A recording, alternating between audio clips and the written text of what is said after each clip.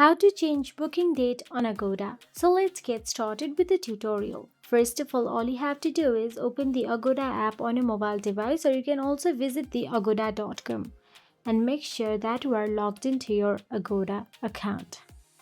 Now once in there, all you have to do is tap on the My Trips button available at the bottom. Once you tap on it, you will get to see the list of hotels you have booked, completed or cancelled here. Now you can see this is the hotel room I have just booked.